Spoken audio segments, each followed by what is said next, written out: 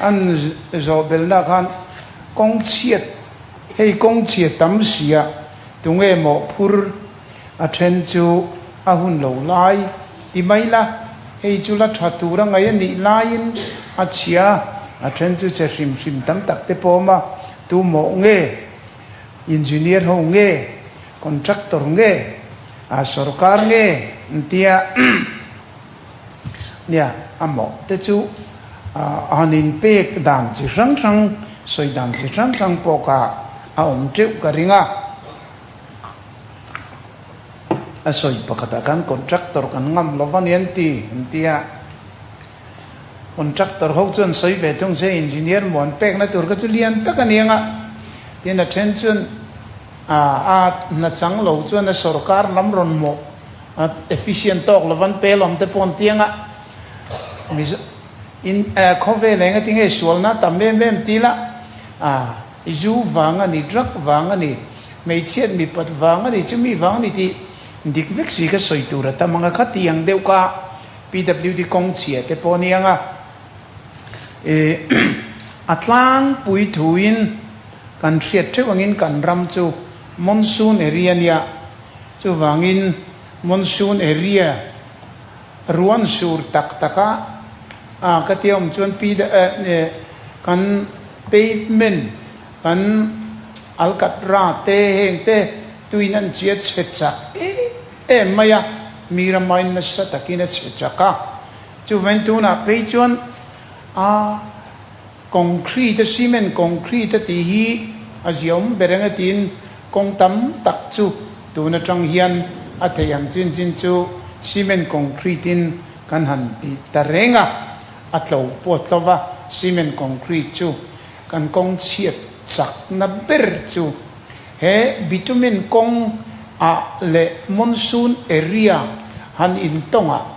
le lo mina kong chaka tangin chu chuan side drain lo khuwa patui na chi ma hemi kan bitumen man hian furangam lo tuyangam lo maya hi a chiat na chhan tam takania tin chulova chuan contractor tenanan mo ve chu lung kan nei thalo lutuka miram kan ang lova chu vein hemi hi chanani anti te po a oma tam tak chu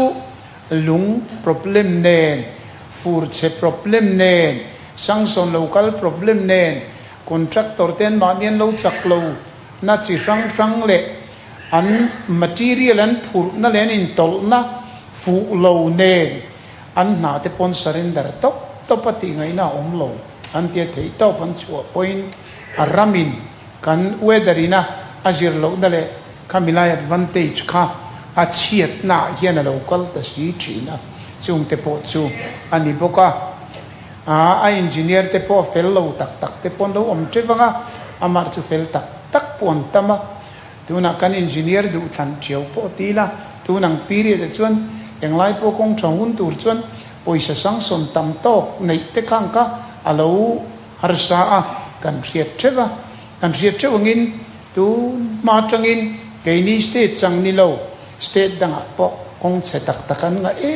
ema an aw la po ani renga chu wain kong chia Mawhphur tu chu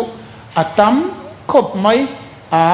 kan weather te kin kan ram leilung min ol sam te engineer Mawhphur na chin te contractor Mawhphur na te raw material Mawhphur na te po heng hi ani treve ti kha ka chan na ni mai sela akai kuang hei wang ni ti ngot ka pakhata a om love a in bel bom kho mani ti kha kan chan na ni sela square kilometer sing hi sanga zakua somli bial panga Mizoram aya zau compensation claim anga chu takha adik rengem ti sual pal ani nge khalai ka min sang them hemi ta tangim document atang hian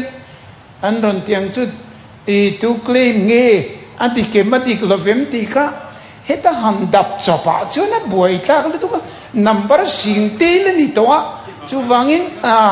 an computer te heta in chopa han mer chua thei ka ni to lo kana ma ka chu kan lo en don ni dik lo lampang ka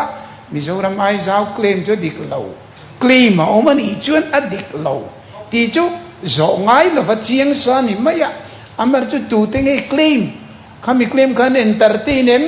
em nghe thì làm mấy rõ chú nhà hết ta lan pass document hem ye trang hian alo chiang ang chú